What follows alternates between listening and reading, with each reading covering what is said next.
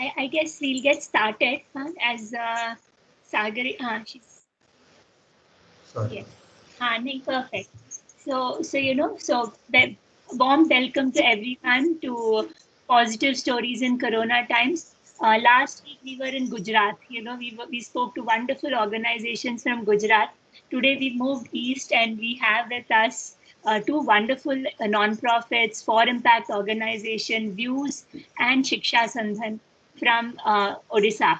And along with us is now Selvin Bhimrao, and we would love to hear Mr. Bhimrao as to what kind of programs does Views operate in Odisha. What is the impact? What are your children saying? What is the difference you're seeing on the ground? Has COVID impacted you? How have you managed? So over to you, Mr. Bhimrao. Ma'am, thank you so much. And so just I will give a small presentation just about our activities. So my name is Bhima Rao. I am leading one organization called Views. Views is a non-profit organization, so mainly, and we are working for the sustainable livelihood and inclusive education in Odisha. Views as an organization, and we have started in 2002 as a youth organization, and we have started. And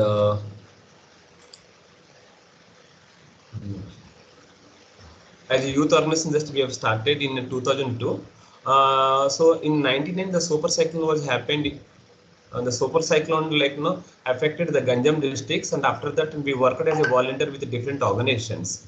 Based on that experience, we thought some local organizations is very important to continue the operations, because after the super cyclone relief and rehabilitation work, most of the NGOs they left the Ganjam again, and they shifted to like Delhi and other places. We thought one local organization is very important to continue, and mainly the development services and for the poorest of the poor. So the like-minded volunteers, and we have started as a youth organizations to support our existing self-help groups and to continue some of the development programs. Slowly, and the youth organizations has transformed into non-profit organization in 2008. From 2008 onwards, and we are working in different states. Currently, we are working in Odisha as well as in Andhra Pradesh on different programs. Mainly, our programs are completely and focusing on.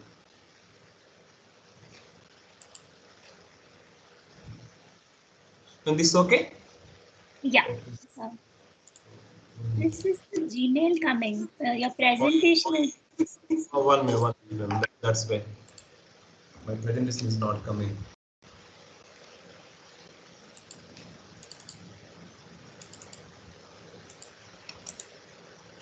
I opened it.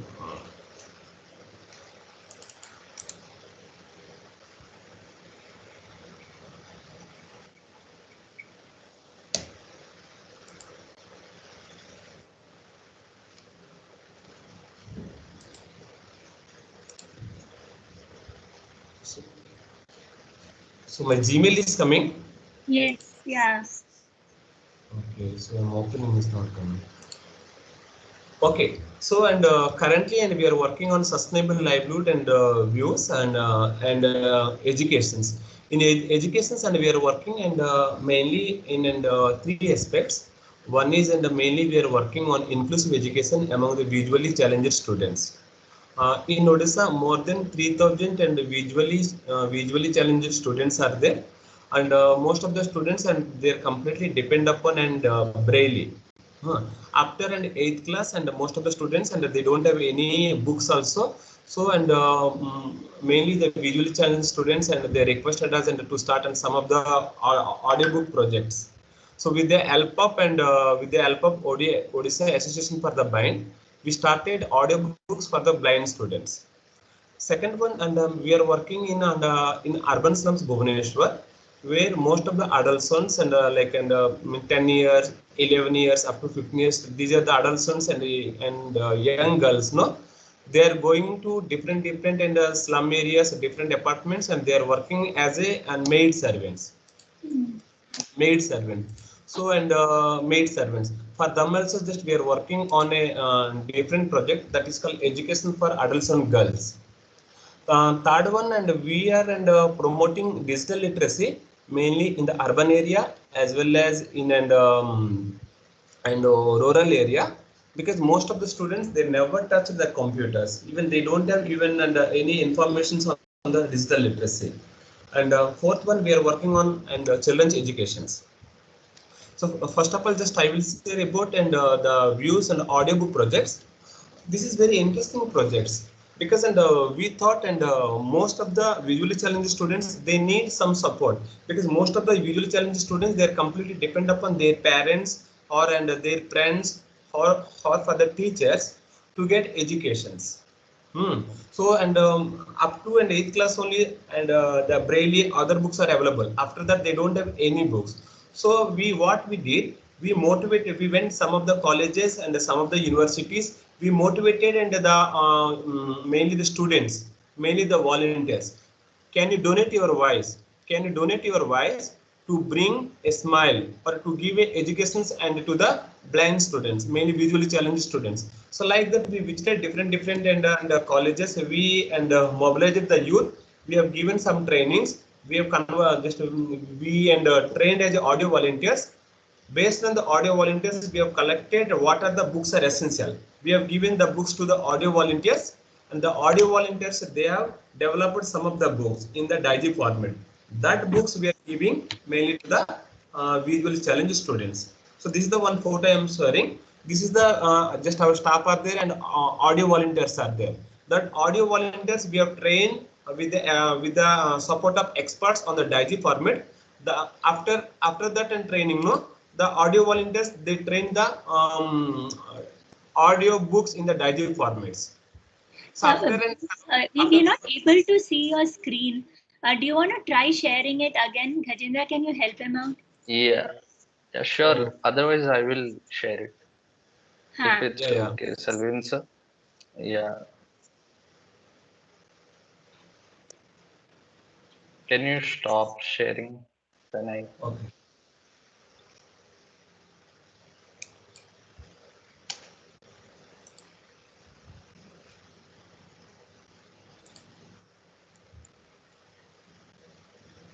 We are also not very much familiar with Yeah, or Gajendra, if you request control from him and maybe. Actually, he has to stop sharing. Then I can. Um, yeah. Huh.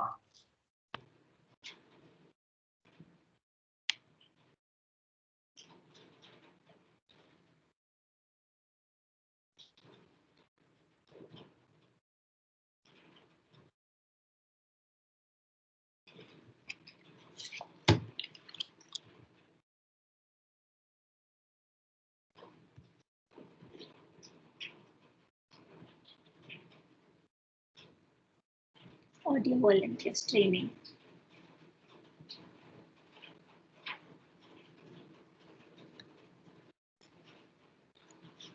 Okay, is it visible?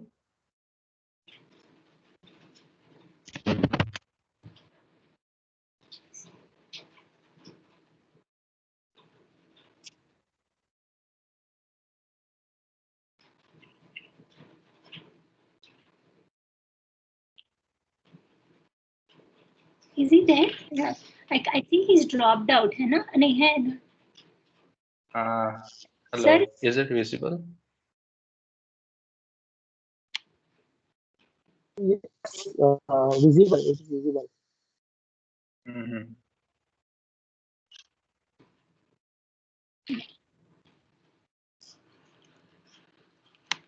so we'll continue.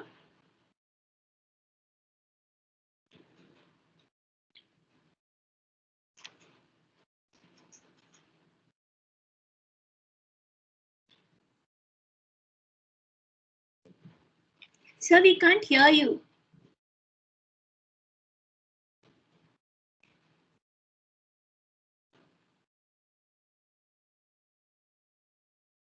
हाँ. Muted है.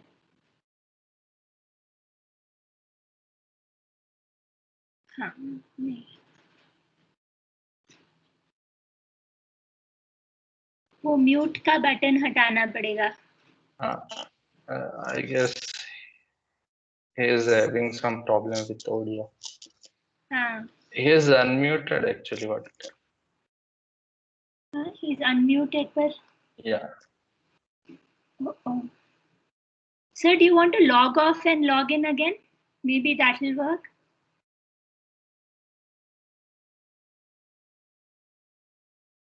Very sorry.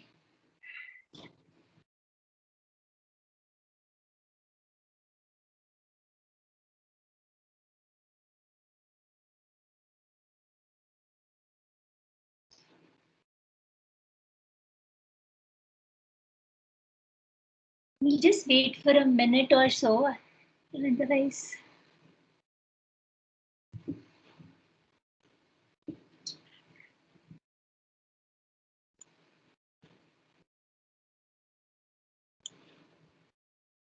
In the meantime, I guess I'll share a little bit about United Efforts, so until Mr. Bhimrao joins us back.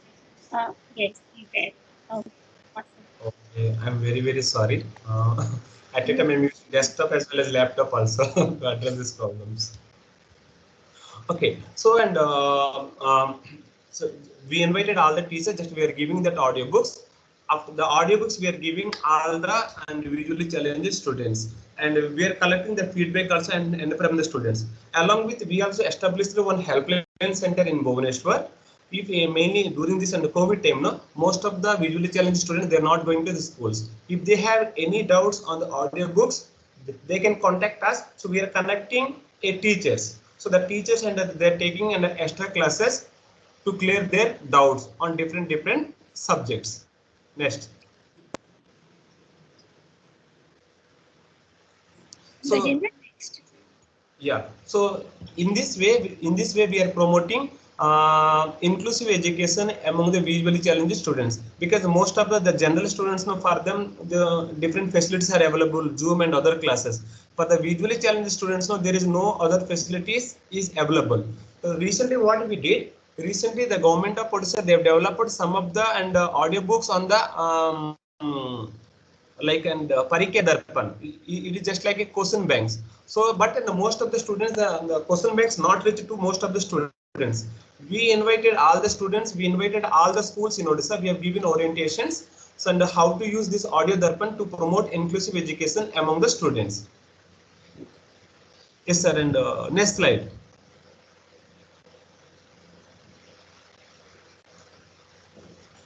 And next slide. So some of the photos, just I want to show you that only.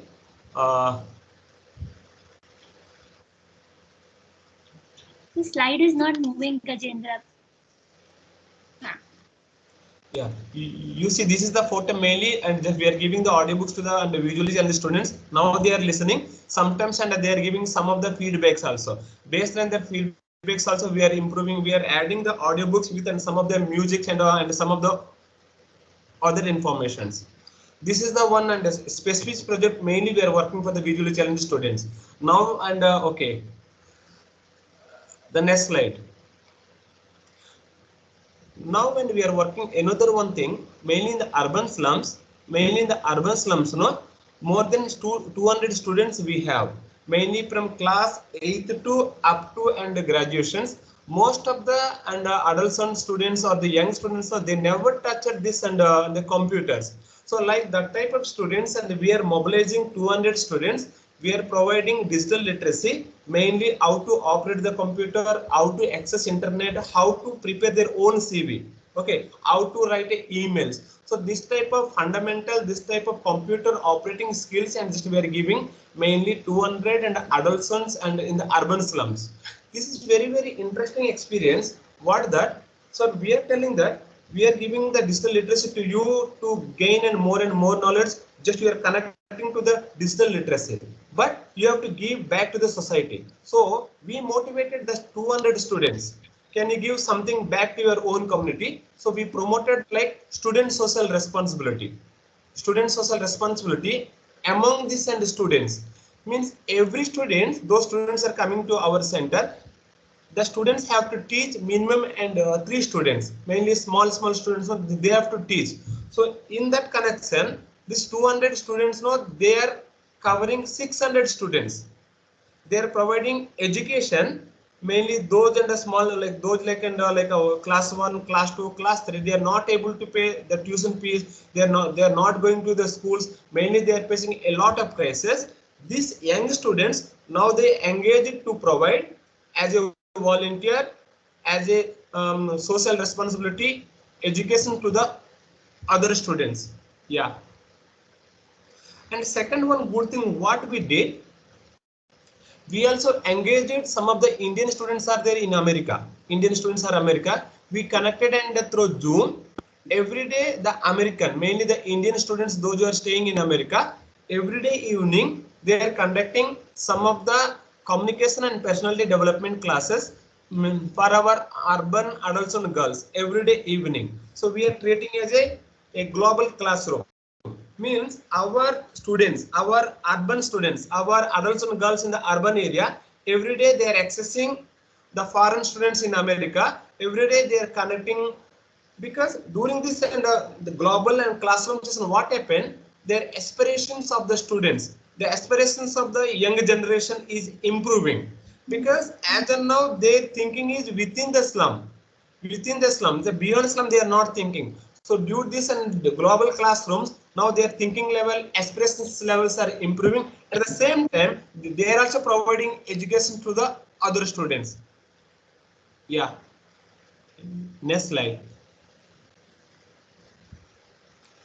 This is the one very important program. And the third one program just we are doing since 4 years. Mainly Bhubaneswar is the capital city of Odisha. Most of the adults and girls after completing in the class 5th or 4th, no, now they are leaving their education, they are drop out, they are going with their mothers to different apartments. They are working as a maid servants. Like, and whenever I see me and my wife, some of the girls, they are coming to our apartments and they left their education, so now they are working as a maid servants. So we interacted several times. We thought, why you are not studying? Because my father died. And one of the father told me, just my father left my family. Now he is staying with another family. Some and the girls, they told that my father is drinking. He is not supporting my families. That's why I forced to come to work as a maid servants, to clean bartan and other things. So to address this type of issues, we went the urban areas. We established one adults on resource center. Where this resource centers, 100 girls. Every day, 100 girls, the resource center is coming. So they are getting the educations. Most of the girls, they are past 8th class, 9th class or 5th class, 6th class, no? That type of students, we are providing education on mathematics, science and English, and we are rejoining in the schools. We are connecting into the national open schools, state level open schools. Now they are giving directly 10th class examinations. Again, the interest on the education, and we are connecting. Those are just they have completed class 1 or class 2, they don't know anything, no? For that type of and young women or like adults and girls, we are motivating, we are doing the skill mapping, we are conducting some of the skill training program. We are organizing beautician training, we are organizing a cloth making, soap making trainings. So this type of training program just we are organizing. So this education, you can earn some of the knowledge, at the same time you can learn some of the skill training which will help to enhance your livelihood. So that type of dignity is coming. Yeah. Gajendra, you have to move the slides. Next slide. Yes, ma'am. And ma'am, second, like, and the most of the people just you think that and like Bhubaneswar is a smart city, but in the Bhubaneswar one slum is there. Just I want to say, Jalimunda slum. In the Jalimunda slum, 314 families are there. They don't have any schools. They don't have any schools. It is the we highlighted in the Times of India and other newspapers why government is not start any schools, because more than 600 students are there. They are not going to any schools. Simply they are and take in the daytime also they are taking the alcohol, like we are calling handia. alcohol, and they are going to different university for begging. They are moving here and there. We highlighted the same issue in Times of India newspaper. The government, they have not taken any initiatives. So after that, what we thought, we mobilized the community.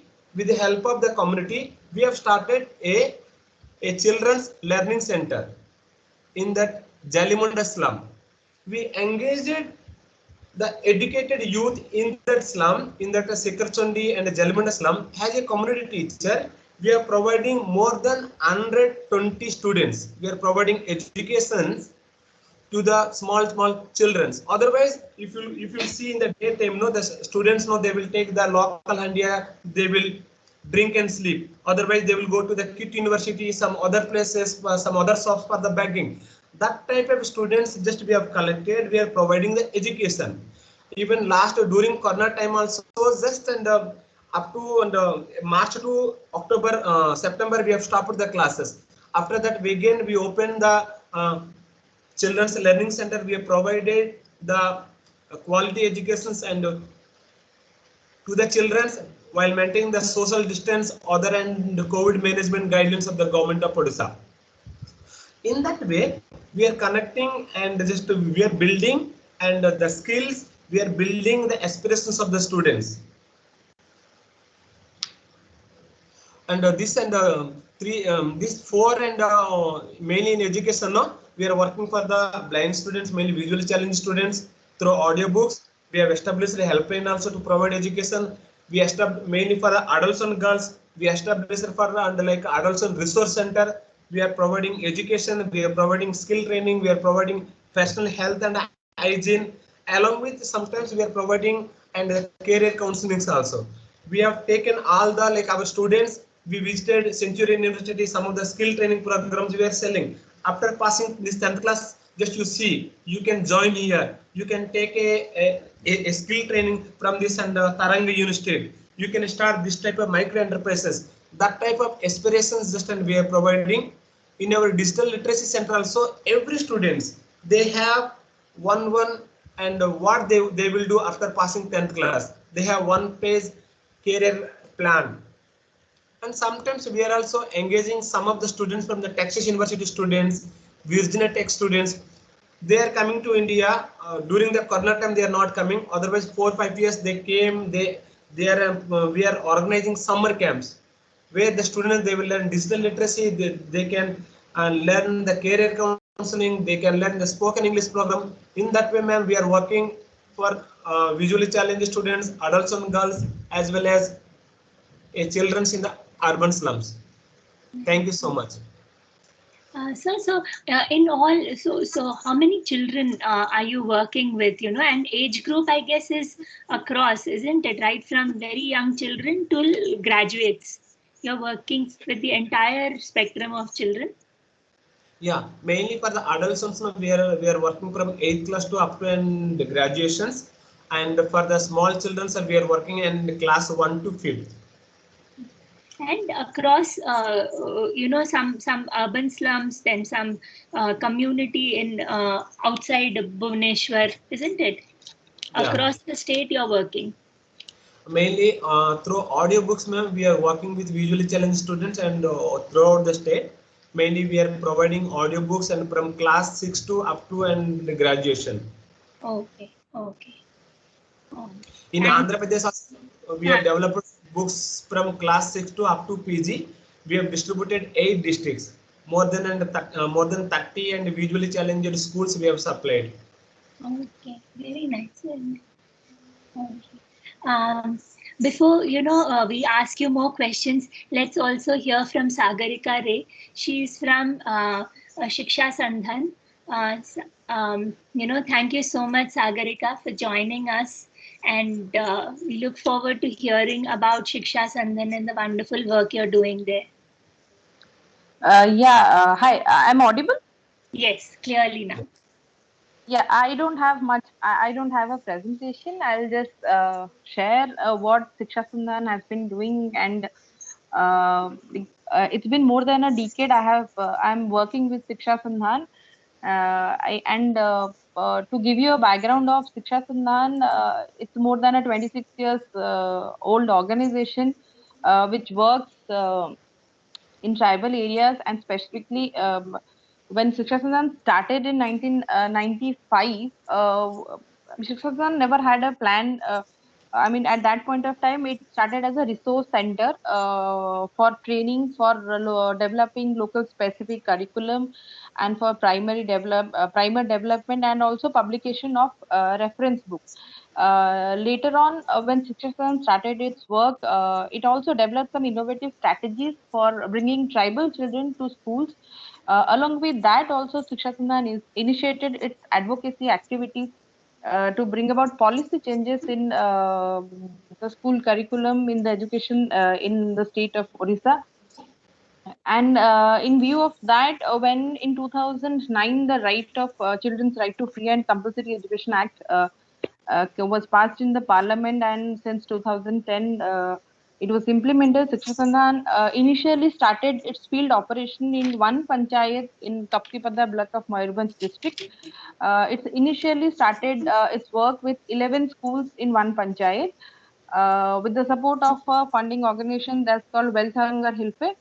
And later on, in due course of time, the program with different supporting agencies, it got extended to 6 other gram panchayats, where Shiksha Sandhan is working with more than 5,000 tribal children, where our main focus was to work with these tribal children and a concept called multilingual education. Because from our expertise, what we have worked in the field, the children in the primary level, basically in class 1, 2, and 3, they don't come to the school because of the issue in terms of communication, in terms of the language, like communication issue they have when they come to the school, and the teacher don't teach them in their mother tongue. So Shiksha Sandhan, when started its intervention, it started with the remedial classes, where Shiksha Sandhan appointed local volunteers from their community. There were some volunteers with whom Shiksha Sandhan started working, who were 10th or 12th pass out from their community itself. So Shiksha Sandhan started training them so that they could take remedial classes of these young kids, so that at least when the children go to school, they don't feel alienated, or the school should not seem to be a foreign entity, and so that at least children will start going to school. And also in 2013, Shiksha Sandhan started working with the ICDS Center on mother tongue based preschool education. And also we expanded our reach in 2016 to another district, that is in Raigada, where Shiksha Sandhan is working in Munigada and Bisamkatak block, where it was working with 66 government school and 41 ICDS center.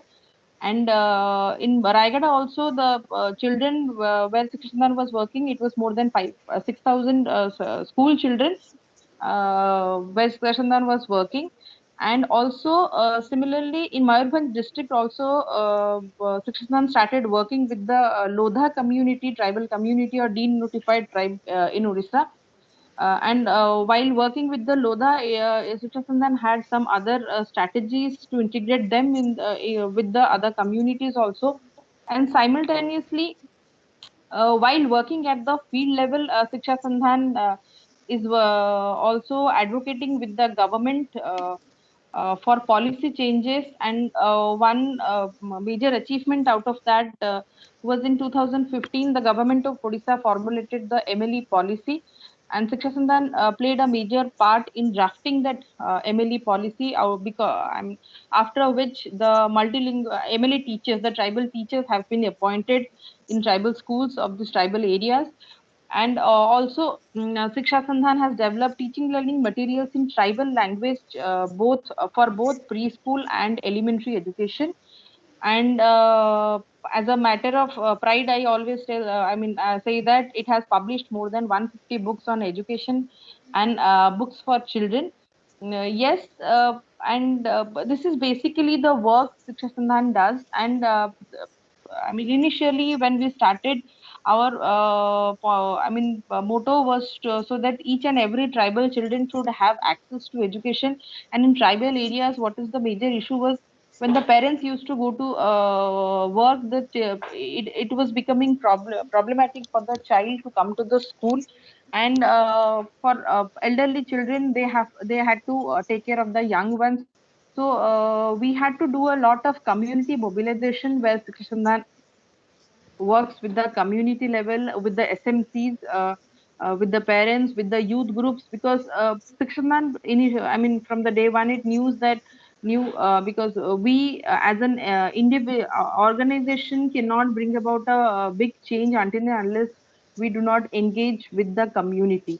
So our approach from the initial was to engage with the community, because only when the community will be empowered, the community will get the knowledge, then only they will themselves send their children to the schools. So in since last 10, I mean, since when Shiksha start, like since 2010, it has been working with the government school children and government schools with the tribal children in the area.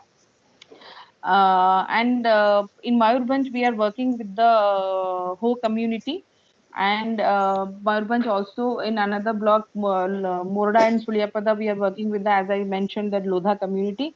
And in Raigada, we are working in Munigada and Bisamkatak block. And what I'll share, that what has been the impact of COVID-19 and how Shiksha Sandhan has been dealing with this issue and with the problem with the children. I'll tell that I mean, as per the data, all of us must be having that NSSO, as per the NSSO survey, only 6.4% of the household in Odisha have had computer facility, and 14% only of them had internet access. And the data I have, and the kind of secondary research I have had done, out of around 51,311 villages of the state, only 11 about 11,000 do not have a mobile connectivity. And out of these total villages, 10,000 fall in areas which were affected by the left wing extremism. The government of Odisha came up with the digital platform for imparting education to the children. But online course did not cater to around 90% of the children in Odisha, because of the issues of connectivity, because of the availability of the smartphone, because of the electricity issue. There were a lot of issues in the interior areas, as we all of us know who are working in the education sector. Although government of Odisha claims that it caters to the 30% of the children. And what problem we have faced, and also when the COVID-19 came last year, most of the government schools, hostels were closed, the residential hostels were closed. And what we have seen in our field areas, that as the hostels and schools were closed, that it contributed a lot for increased child marriages. And children who were studying in 10th were in the state of mental agony, without having any kind of support from their teachers and peers for their studies. What Shiksha Sandhan did in our field areas, we engaged with our youth groups, because in our tribal areas, what we have done, we have formed youth groups and RT cadres with whom we engage with the community. And what happened when the schools and hostels were closed, and these young kids who were staying in the hostel in class 8th, 9th and 10th, they came back to their respective villages and their panchayats. We conducted meetings with them so that at least their morals were not down. And also because as schools were closed, we didn't want that they should be deprived of education. So what we did, that simultaneously we conducted some classes for the 8th, 9th, 10th students remedial, and that was specifically on two subjects, that was mathematics and science. And simultaneously Shiksha Sandhan was continuing its, as I mentioned earlier, its remedial classes with the primary children and also preschool children. I'll share some of the photos which I mean, what Shiksha Sandhan has been doing since last 1 year, because we say that we in the urban areas we maybe have access to internet, we have access to telephone, we have access to a good 4G mobile or 5G mobile connection, so that our children get access to education. But that's not same when we go to interior area where do not have an electricity. Internet connection is a secondary part for them. So we have continued our effort in terms of this remedial classes, and also simultaneously at least creating awareness among people, among children, among the youths, and it also became helpful for us when we engaged with these youths of class 8, 9, 10, along with the other youths who were residing in the community, so that at least we could engage these young school children of 9th and 10th in school education. I mean, in education, educating their younger ones, younger siblings, and also simultaneously we could also engage with the younger ones and the older ones. I'll just share uh, a PPT. Just a Yes. second. Please let me know if it's visible. Is it visible? No, not yet. Yeah, now it is. Yeah. See, what we have done that in the last 1 year, as I said, that Shiksha Sandhan major engagement have been with the subject like mathematics, science, language. So we used to conduct some kind of creative activities with the children, like celebrating Mathematics Day, celebrating World Tribal Days, so that at least children also get to know, get the information that. So see, there's a picture on the left side where children are being taught calculation, and that is purely in their day-to-day activities, not like they have to read it from the books, but they are doing it. Here is a picture of a market scenario where the customer is going to buy from a vendor, from a shopkeeper, and they get to know the mathematics over here. And I'll share here in the this is a on the right side. This is a picture of a Anganwadi center, ICDS center. When with some by engage like Shiksha Sandhan has provided some teaching learning materials in the ICDS center and also the schools, with which these ICDS workers and so volunteers and also the youths are engaged with the young kids in the school and the ICDS center. Here, as the schools were closed, but I mean, there were at some places there were no places as the school building, but we have used the playground around the school. Have you moved the slide? We are still in that slide where the child is playing that game with its other students. We are Yeah. still on slide 8. Okay, it's not moving. No. Just a second.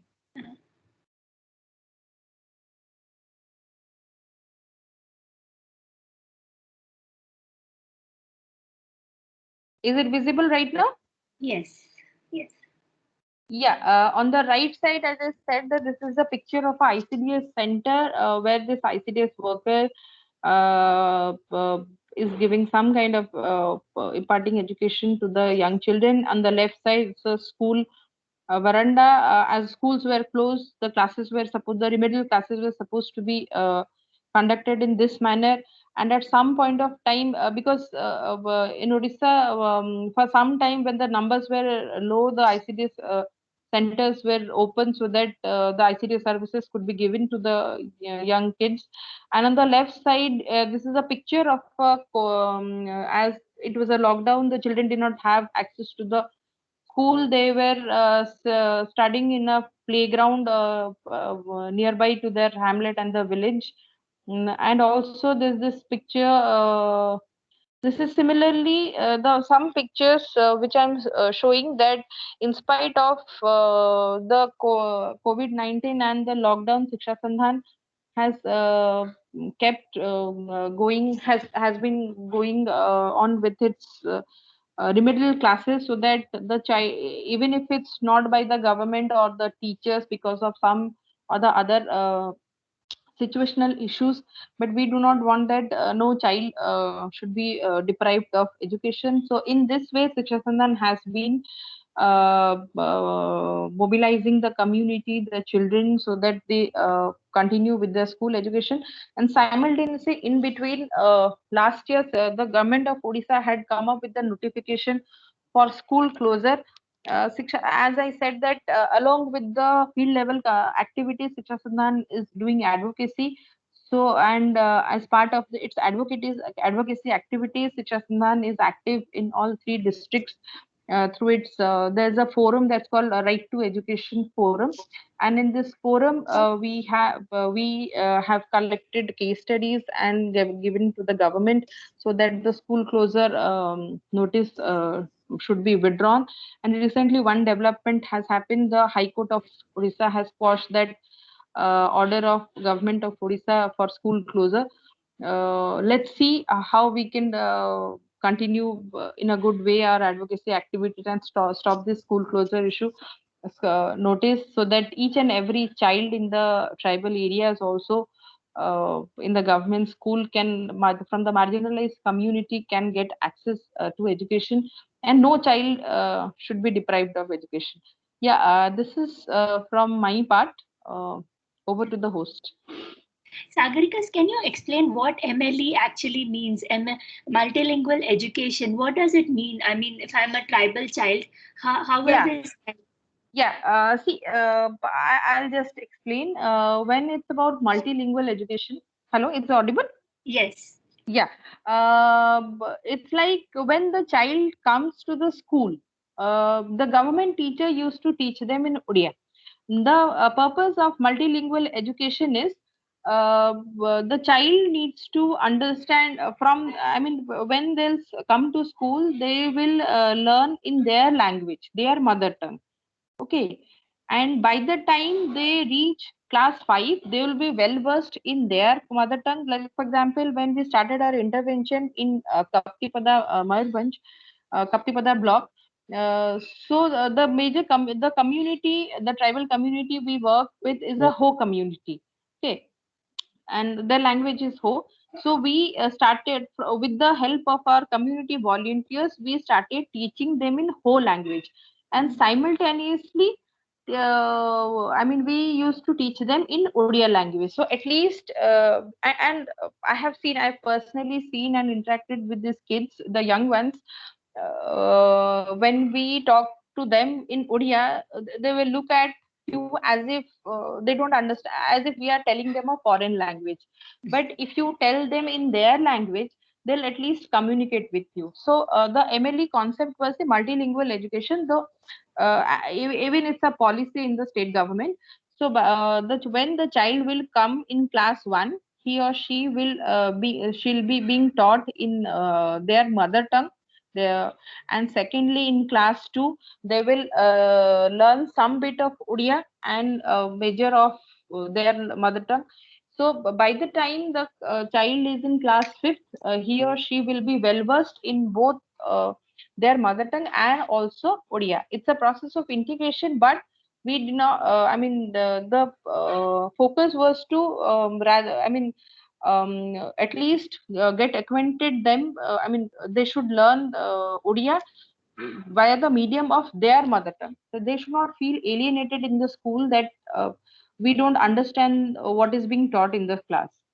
Okay, got it. So, but now they also have, other languages, like when they integrate with India, they will need Hindi and English also. So that, yeah, in the upper classes, they are being taught the Hindi, because there is an option in 8th, and 9th, and 10th.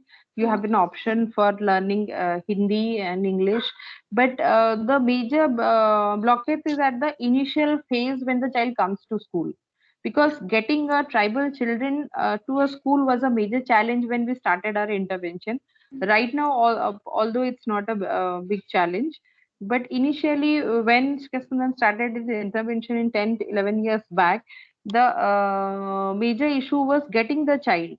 And at least the major positive thing which has happened over the years, that at least the community people are aware that what is the benefit of children being educated, and what is the benefit of children going to school, and what are the future perspective they have.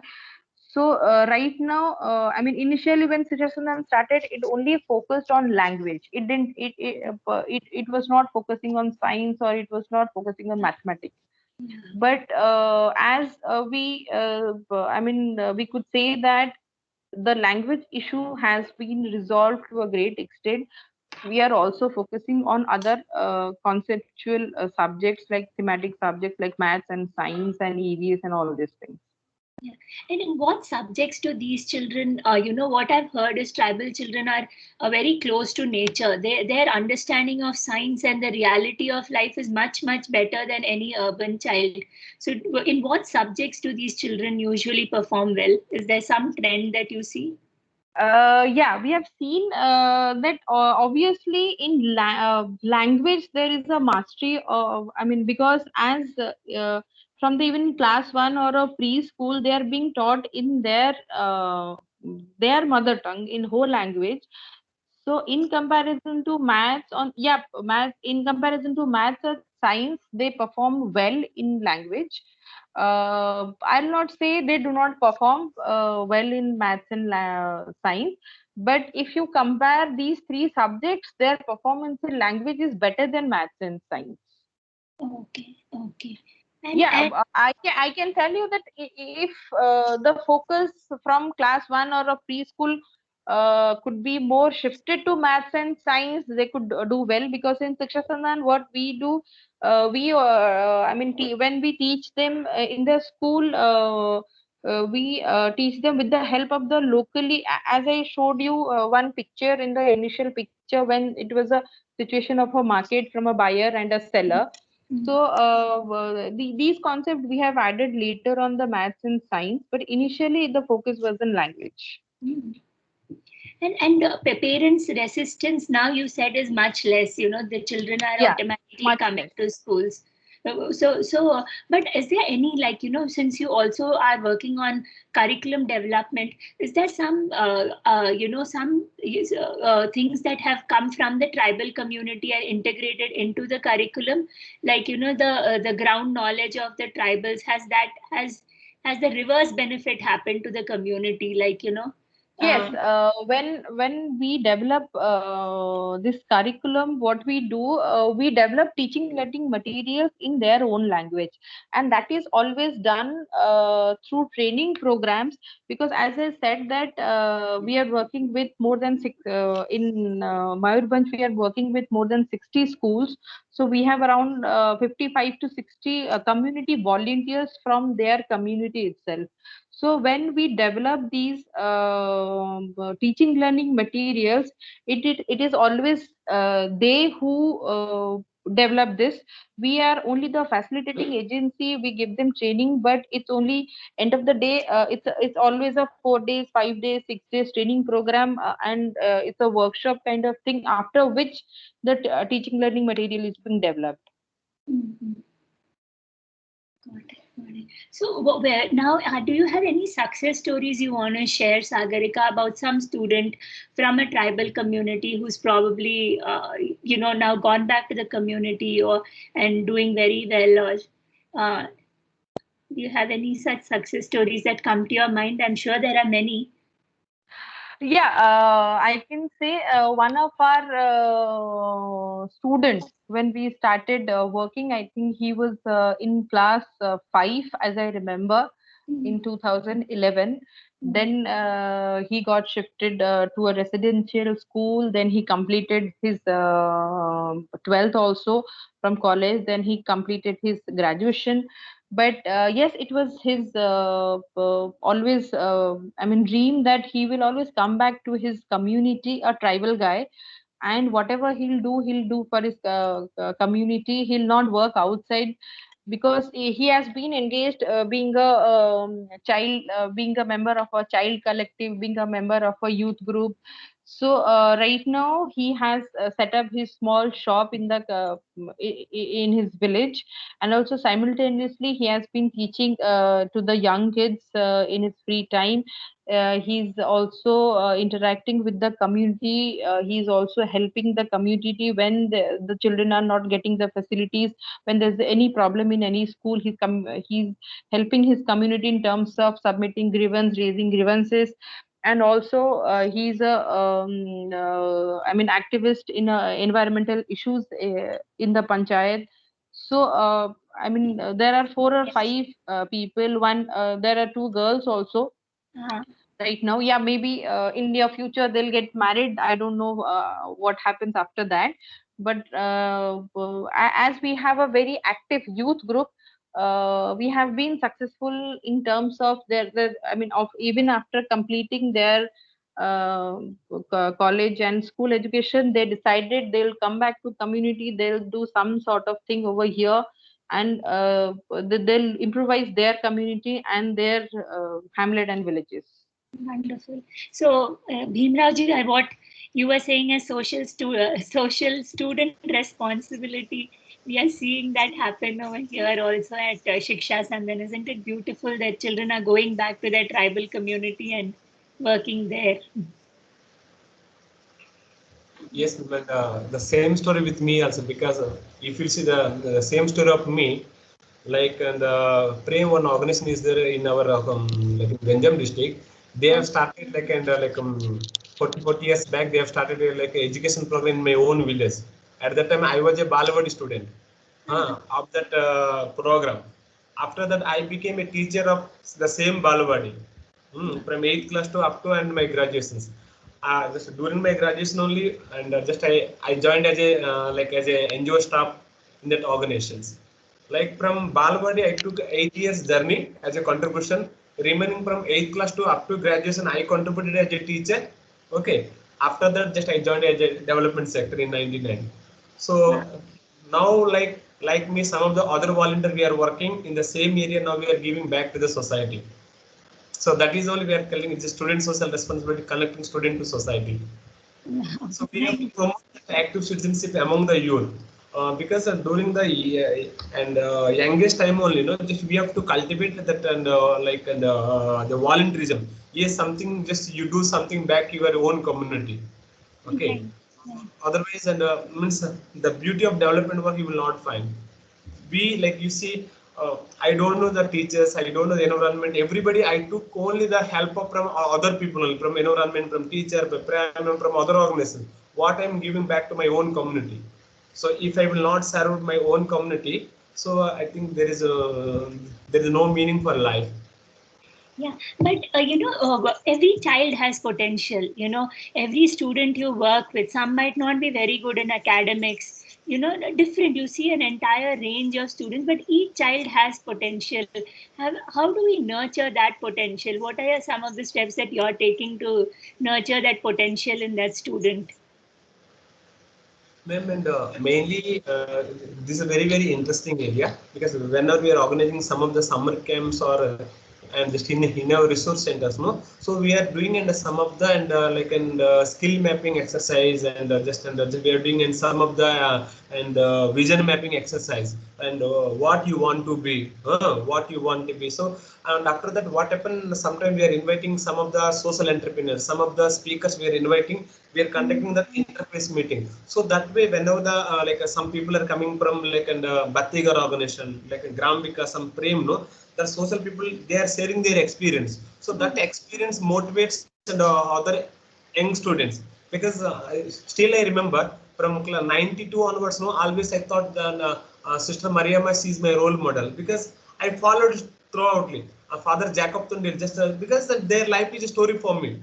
So many times in my life, just I exposed it. So just I interacted. So like that, and now also the same thing we are doing with our students, So what happened? Every year we are taking our students after making their careers, we are organizing 1 or 2 and career workshops. After that workshop, the students we are taking to different like colleges, universities. So they are interacting with and like NIST College, Barampur University, and Christian nursing colleges. So they are interacting. They are seeing what is exactly is happening. So when it is coming back and to home thing, now I will see the 4 5 years. No, in my own village, you will find and 3 to 4 nurse, 4 to 5 like and hotel management student, to 2 to 3 engineering students. The 6 years back, they don't have that aspirations now. We have connected little career counseling, little bit and that exposure visit we did in the Bhubaneswar slums also, like 50 young girls we took. They visited Barampur Urban Micro Business Center. They visited Tarangana University, Century University. What are the opportunities available? Can you connect them? So some students they are connected to different and skill trainings, different business activities. Now they are working like that. So that because their thinking level, their expression level is very limited. As an organization, we are adding that value. So ultimately, their aspirations now is Expanding. hand teaching. Yeah. So that's why we are building. And the same student now we are engaging as a teachers also now. Uh-huh. Now teachers they are studying at the same time they are teaching other students. So that way and the responsibility and just we are promoting among them. Oh. Sagarika, what about your organization? How do you see potential? Are you and tap that child's potential? Yes. What we do in Shiksha Sandhan is like we have a child profile, each and every child's profile. We have in school, for example, if there are 50 schools, we have complete profile of each and every child. So we do individual assessment of children. Okay, so that is done quarterly, and every 3 months we do this assessment. So we see that some children are good in curricular activities, some children are good in maths, some children are good in science, some children are good in language. So we never focus that like if a child is not good in maths, that doesn't mean that he or she is not good in other subjects. So it's like, and if a child is weak in some subjects, we try to strengthen that, for example, subject for the child. But yes, and we also in every as we do individual assessment every quarterly, we check whether a child is progressing or not, whether he or she needs some special care, special attention in special subjects. So in that way, what we do, we keep tracking of each and every child, so that we don't want that any child should be left out and no child should feel. And for example, if a child needs some improvement in some subject, we conduct extra classes, for rebuttal classes for that child, or maybe a group of children, so that by the end of that class also children should be well equipped with have some sound knowledge about the subjects they teach. I mean, they are being taught. And simultaneously, we also conduct some children festivals, some creative workshops throughout the year, at least twice or thrice a year, so that the children gets the scope to show their creative knowledge, in which field they are well versed. If some children are well versed in dance, some are good in sports, some are good in singing, storytelling, so that at least one focus has always been that the leadership quality among the children also should grow. It's not that the child should not feel demeaned that okay, I cannot speak fluently, I cannot do this. They should not. There should not be any complex feeling in the children. So we conduct these kind of creative workshops and children festivals throughout the year, so that at least to get the children engaged and build a confidence among the children. So accordingly, when as the class progresses, as they study their curricular things, they are also well versed in because I have personally seen that the tribal children are very good at creative, I mean, drawings, at singing, at dance, and making creative things. They're very good at that. So at some point of time, what happens that running after these curricular activities, we lag behind, and or we don't nurture these extracurricular activities. So along with the curricular activities, in Shiksha Sandhan, the volunteers focus that the extracurricular activities should be linked so that the child also is being engaged and also find it interesting to focus also along with the curricular activities also. You were saying about the assessments you do every quarter, every once in 3 months, isn't it? Is this like a report card where we say we give A grade for maths and B grade? Is that something like No, that, no, or is it much? there is no grading. There is Ah, no grading. So we see that okay, this is the child. For example, as in RT that we have a component that's age appropriate learning. ah, What have we have seen in tribal areas? It's very difficult to ensure age appropriate learning because when in urban areas we see that the child comes to school at the age 5. In tribal areas they come to school in the class 1. They'll be in 8th or 9th. It's we are never done grading, but we see that okay, these are the concepts the child should know. hmm, Okay, and the child doesn't know these concepts. So because as there's an assessment that this should be this is the sound knowledge, and we have this we have done for example I'll give you an example in assessment. For example for a if we are doing an assessment of a class 5 children, I mean class 4 children, we give the assessment which is designed for a class 3, not 4. We just check whether that child because this age criteria is a very technical thing in tribal areas because I have seen personally the children of age 8 and 9 will be enrolled in class 1. So they might you might not find I mean children of class every time of age of 5 or 6 years will be in class 1, but we will have overage children. So hmm. the focus majorly not on curricular things, but simultaneously we see it's not never a grading one, but it's a conceptual criteria. It's more on a concept thing. But okay, these are the concept a child basic concept it should know, whether it's he or she knows it or she doesn't know it. If they don't know it, we make it effort that they should know it. Okay, within this period or that. Earlier you had said that, the internet connectivity, mobile phone penetration, all that is very low, and that in urban areas it could be better. You would be very surprised. We are working in Bangalore with urban students from government schools, and in a class of 40, now we are trying to conduct, we're trying to work with them online. So, whoever has a phone, we are trying to give them content over WhatsApp and trying to share. In a class of 40, only one or maximum two students respond. The Yeah, phone is probably with the mother or the father. They have taken it to work, so the entire family might have a phone, a very basic phone, but it would have gone, or the data reload is over. The data thing is over. Now they have to recharge it. So for million reasons, although we feel these guys are more privileged because they're an urban thing, we only feel that their distractions are more. Here the teachers keep complaining, I wish I get a rural. My children at least respect teachers and they will at least listen to us. They keep feeling that they should go back to the rural area and get a good teacher position there rather than be here where children don't respect much. So I guess the thing I'm trying to say is that it's more than urban rural. I think it's the economic distinction that is yeah, really causing yeah. the This problem. is the inequality we have. This is the disparity we have across the spheres. Right. And most of the time, madam, if you see in the urban areas, urban slums, no, most Uh, of the people they are migrated from the and rural area only. They are only yeah. staying here. After that, again, and they will go.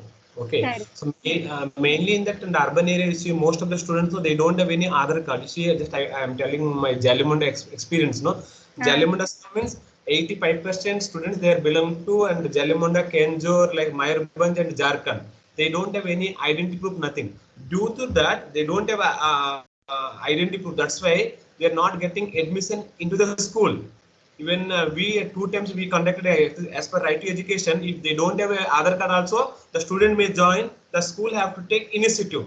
But here the school thinks they are not taking any admission because they don't have any other card. That's why most of the students are moving and here and there. Like a smart city, it is happening. If you forget small like in the cities, other thing in a smart city, it is mainly that like in the main area. Okay, even MLA know, all just other people knows. Okay, MP is also leaving the side that slum only, but there is a response is not there. Okay. Otherwise, there is no need to establish a school like a children's learning center because because the students moving and here and there they're begging. Most of the students they are begging. So we thought no, just we established, we engaged the community teachers like no, you told no. Every month we are giving a CPR like and a child progress card. The card just we are maintaining our teacher. They are going to every household. They are taking the signature of the parents. They are updating what just your student is studying. The identity card, everything we are giving, no. So minimum the parents they are feeling very happy. Okay, somewhere here, no, just I am doing the municipal work. Just I am cleaning here and there. Any of my children is going. Even they don't have like even one shirt also, madam. Most of the students they don't have even a single shirt and pant also. Yeah, that we are collecting the shirt pants and some of the donations just we are helping. Even they don't. You frankly, I'm telling, they will take the handia. Handia means the local alcohol, no. So they will take it. They will sleep. When the students, when the morning they will come, no. After 4 or 5 days, that rice and with the water they are taking, they are coming. You are completely malnutrition. So that is a situation. Just you forget about in the tribal area. Just you see that in the urban slum, just you will find some of the tribal area. The urban slum, no, Jalimunda, you will see it is just like a tribal slum, a tribal area. So that is a situation still now. Yeah, I mean, yeah, we have seen this here also in our urban slums over here. With COVID, it was very, very bad. In Bangalore city, no food to eat, nothing. When COVID hit and the entire lockdown happened, the kind of stories my team and I got to hear was, very, very bad. Yeah. And the second one is mainly these adults and girls in the urban slums, you know. You see these 9, 10, 11 and 12 years girls, no. They are leaving their education, they are working with their mother, or some of them they are going to clean other. So much and sexually exploitation. They don't have any platform to what is happening with them. What type of like and incidents are happening. They don't have any platform to share also. So when this and the resource center we established, no. So every day afternoon, no, the like and 10 and the same like-minded girls they're coming, they're discussing. So when they're discussing with their own peers and some other friends, no, that time some other things are coming. What type of safe and security measures is just you have to take? You have to raise your like your voice. So that type of confidence and confidence building we are doing. So when something is coming against you, just you raise your voice. Okay, most of our girls now they can speak a little bit English also. We know something English also. No? Yes, now we are going to the center. If something will happen, just we will give. How to file like a FIR also. Some of the students they train. So like that empowerment, mainly adults and girls is a big issues and in the urban slums related to safety and security. Yeah, I mean, it's really wonderful. Despite all the difficulties, the ground realities, it's beautiful to see the kind of, work both your organizations are doing. So what is your dream? What is your vision? What do you want to see in the probably next 5 years? Madam, and mainly just our dream, madam. Just first and we have and three things we have. Minimum like 5,000, 5,000 mainly urban and rural, mainly youth and adults. And we have to train under digital literacy. Meaning they can operate their computers. And second thing is that we have to develop minimum and career plan of most of the students after 10 plus what they have to do. And in the Jalimundasam, we have a small dream. Within 2 years, we want to start a we are trying to government have to construct one school. They have to establish one school. The government that advocacy we are doing because because they don't have a school. The government will do the school, no, along with the midday meals will come, nutrition programs will come. So many other they can access the mainstream development. So that is one small like vision we have. Awesome. What about Shiksha Sandhan, Sagarika? As I mentioned that as a part of its advocacy activity, Shiksha Sandhan always engages with the government, and most of the time, what happens, the state government comes up with some notification, some rules and regulation. I mean, without even thinking what it's going to what's its impact going to be for the tribal areas. So we have always been advocating with the government that whenever you are coming with any policy changes, any rules and regulations, you should consider each and every, for example, area. It's not that the policy should not be centralized. And also at the field level, the plan is because till date, Shiksha Sandhan has been actively engaged with the students from class 1 to 5, and also with the, I mean, in some with some subjects with the higher class students like 8, 9, 10. So Krishan also has plans so that because what happens in tribal areas, in our areas, what we have seen, and specifically with the girl children, as there is no high school in the nearby hamlet for the high school, the girl child has to go to stay in a residential hostel. Most of the time, the children don't go, I mean, the young girls don't go to the school. So after class 7, we have seen a high dropout of girl children.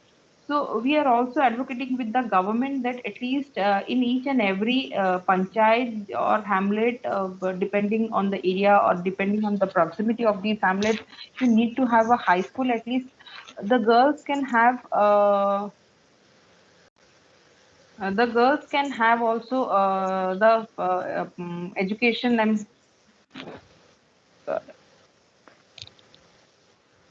Sagarika, we've lost you. I can't hear you. Are you there? yeah, it's audible. Yeah, yeah. Yeah, there's some, I think there's some network issue with my laptop.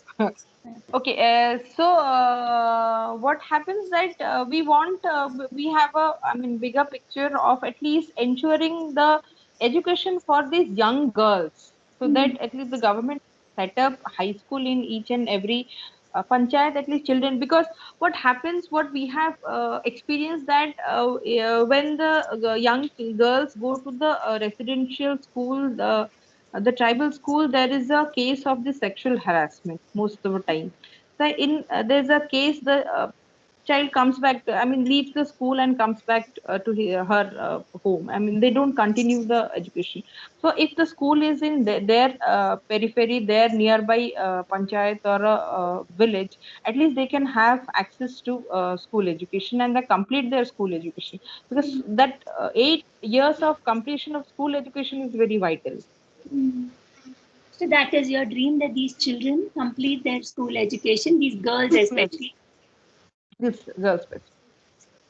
Oh, nice. Okay.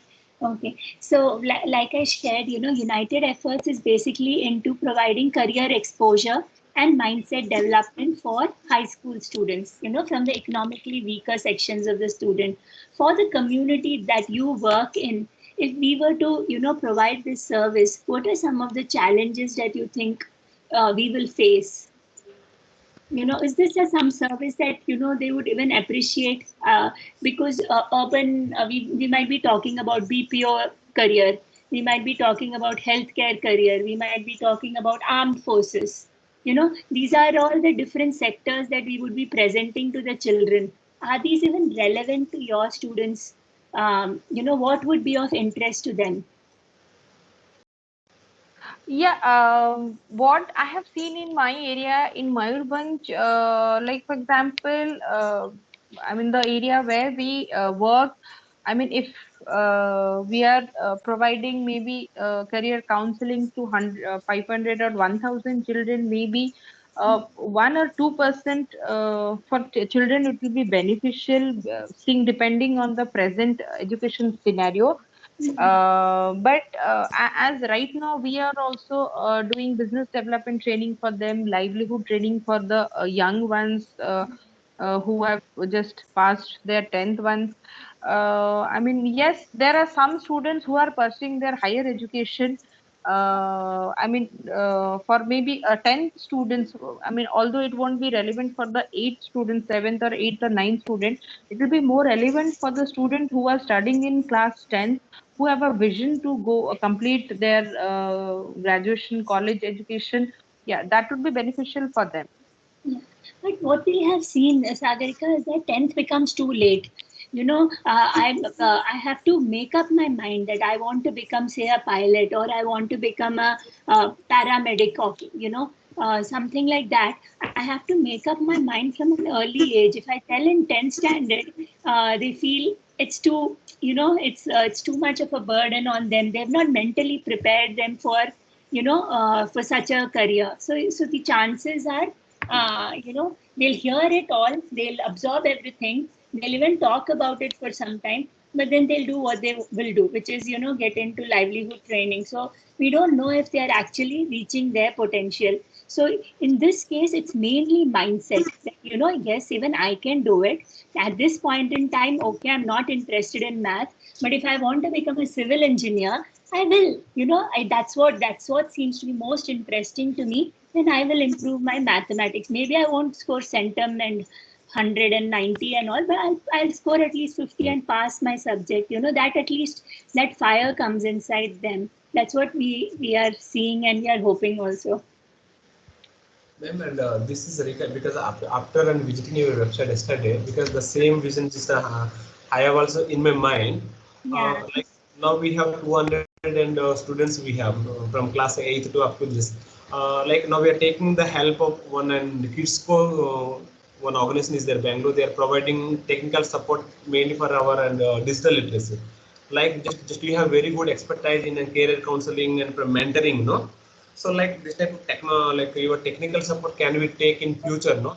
To mentor our 200 students and to build their futures and other things, and just in a systematic way.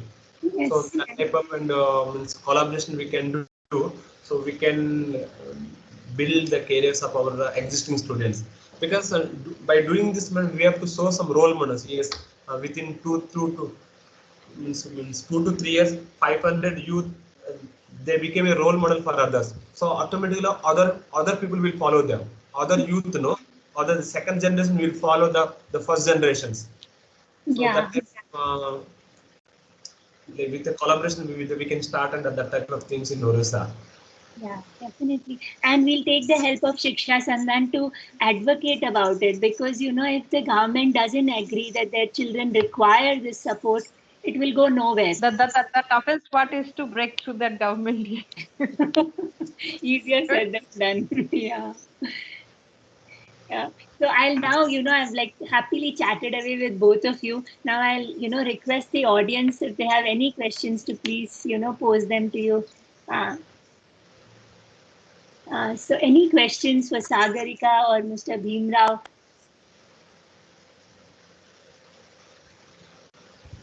Or it was very clear? Okay, 2 years back, ma'am, Siksansan director, no, just he visited our center and everything. Mainly he attended our annual festival program. Oh, okay. So is there any area that you both commonly work in? Any locality, or no? It's like totally different geographic areas, no? There is a new IIM in Sambhalpur. I mean, 5 years old, I think, isn't it?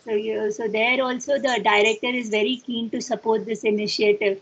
So we are in talks with the director of IIM Sambhalpur to, and see how this can be of any use. We have developed workbooks, we've developed, different means of supporting this ambition of our children. First, growing that ambition and then fueling that ambition.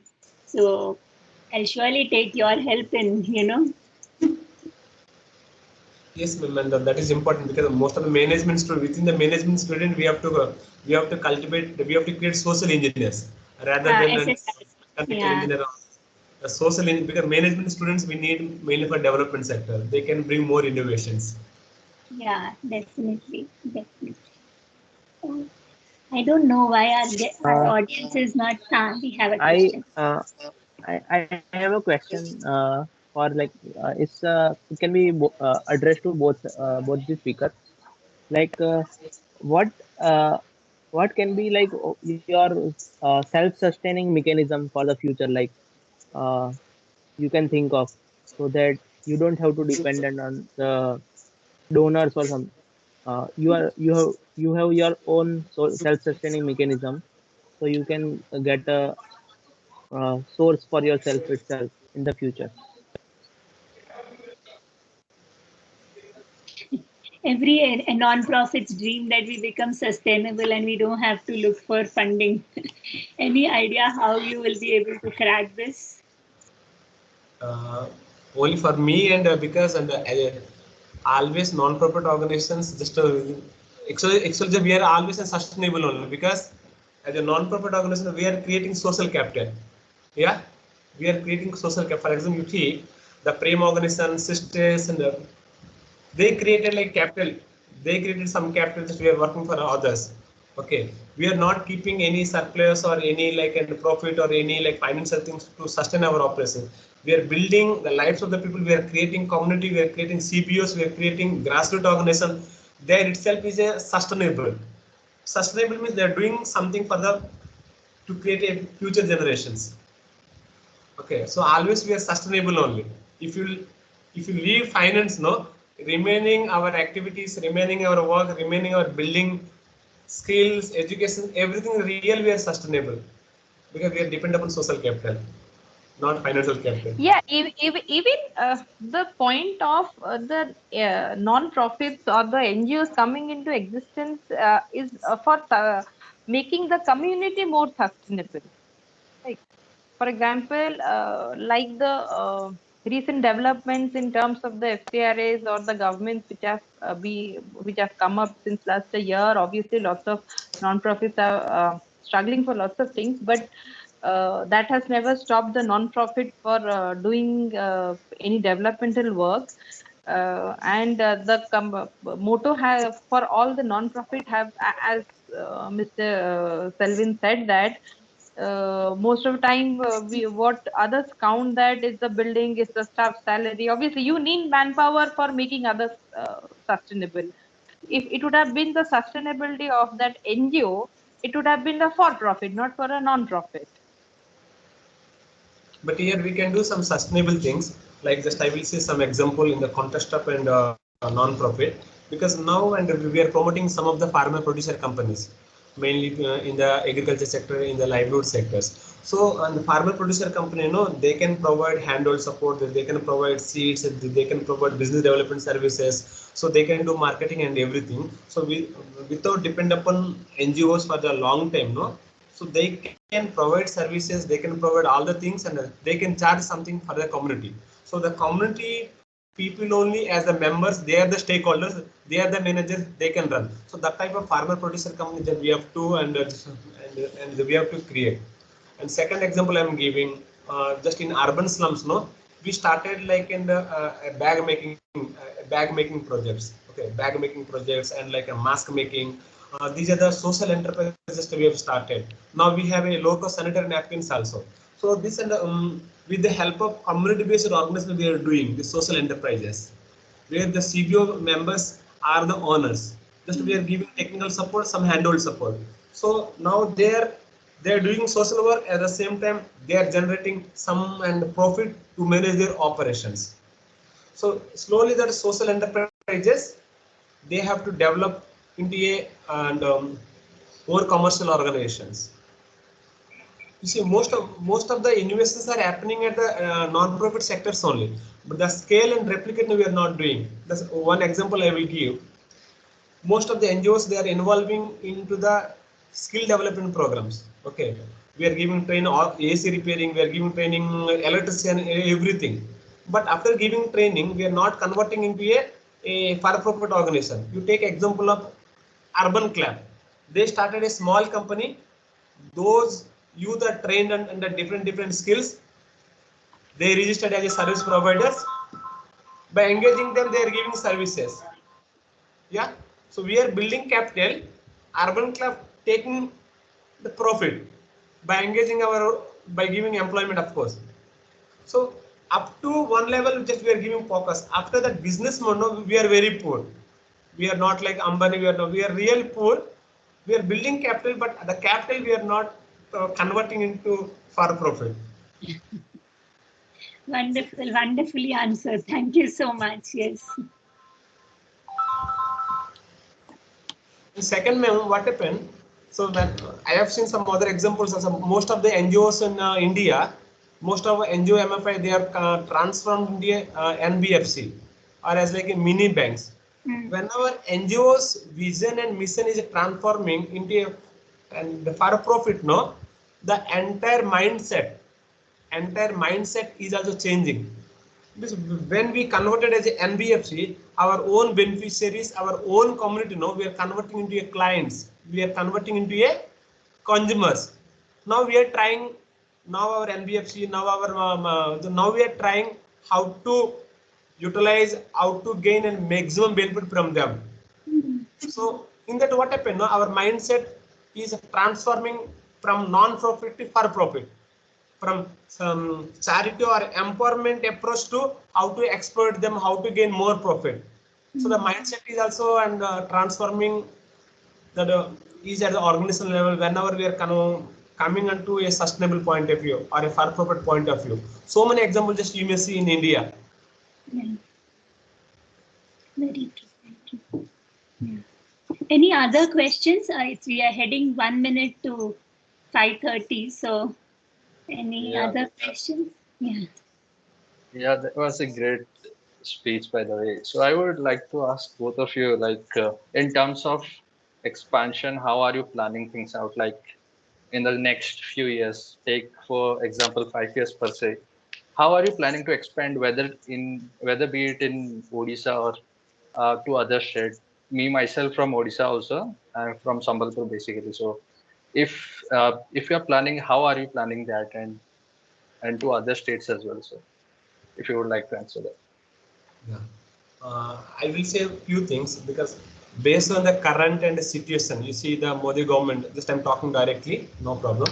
The current government, what type of FCRA amendments are coming, what type of income tax amendments are coming, what type of amendments are coming in the Society Registration Act, mainly in the context of civil society, no? So day by day, the current government, day by day, the current environment is not and supporting for the civil society voice. So in this situation, just I want to work in mainly at three levels. First level, we want to continue our organization while maintaining all the laws of the land. Means I want to develop non-profit to and more professional. Okay, how to tackle this FCRA, income tax, all other issues. So that is the professionalism I want to bring in my organization. Second thing is that because I thought we are more voluntary centric only, no? We want to bring more and more professional. We want more management students. We want to recruit more and engineers, technology experts. We need that type of manpower that meets the current generations. Means we want to invest more and more in good manpower and more professional manpower. And third things and resource mobilization, and because we are not completely dependent upon FCRA and other things, so we have to develop our own resource and local resource mobilization strategy by using social media, by using other things. You know how we can generate the wealth, money, and everything within our India to sustain our operations. And some of the business models also we can, like, I'm telling it is like a hybrid model, non-profit and for profit. We have to include, we have to do something. We can generate some profit. Like you take example of the KIT University. KIT, they are generating a lot of profit. Out of some profit, they are utilizing under KISS for the benefit of the and tribal children. No need to depend completely and from other external organizations. So that type of hybrid model, for profit, non-profit models, I think we have to keep at the organization level. As far as Shiksha Sandhan is concerned, I'll say that, like for example, if you're asking about geographical expansion, as I said that we would still continue our work over there in the area where we're working, because sometimes what we think that okay, we have worked in that area for 5 years is all done. No, it's not done. It takes years. It takes a decade for I mean when we talk of the so-called development or the progress of that area, it takes, and it's, I'm, for example, when we take education as a medium, it takes a lot of, I mean, measuring that in terms of quantity becomes very difficult because lots of challenges come in between. So Shiksha Sandhan would like to more strengthen more its ground activities what we have been doing. Yes, in the same district we would like to expand ourselves, because we have been for example, we have taken one block or maybe some panchayats in some blocks, but we would like to expand ourselves completely to that block, but not beyond that district right now, because lot of more extensive work is supposed to be done. And in Shiksha Sandhan, what we have been doing, one good thing that we have as a part of this RT forum, as I mentioned, the Right to Education Forum, we are working with other NGOs who are working on education in other districts. So in terms of expansion to other district, we would still continue our networking work with, would strengthen our network with other NGOs, because we can't be present everywhere. Okay, so if other organization is working in some other district, what would be better that we both of us can strengthen each other. We can strengthen each other's capacity, so that it's like everyone's win, and together we grow, and together we win, and because everyone's contextual problem is different from each other's. So if we are supporting some expertise to other NGOs, we also would always require, if they have expertise in some area, when we need, they can also help us.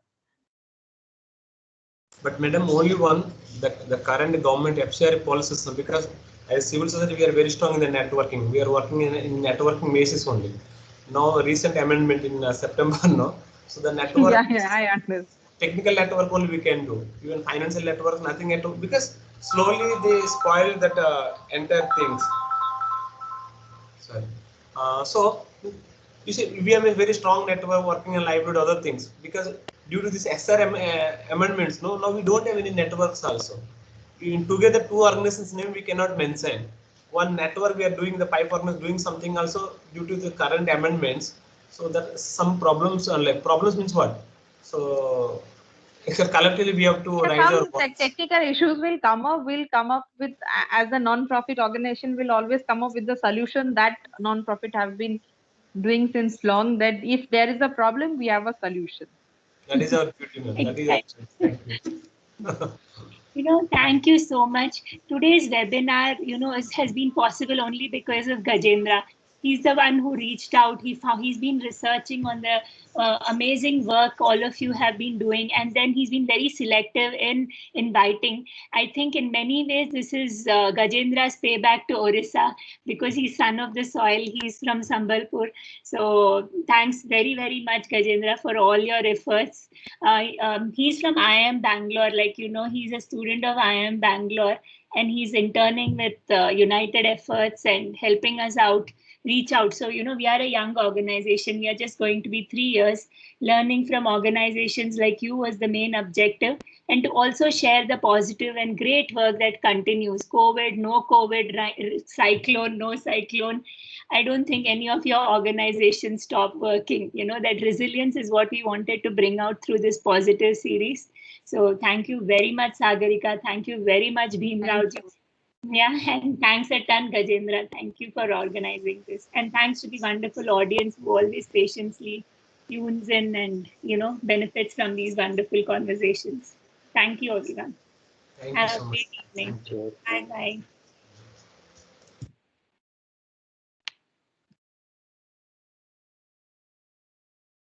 Thank you so much. Namaskar.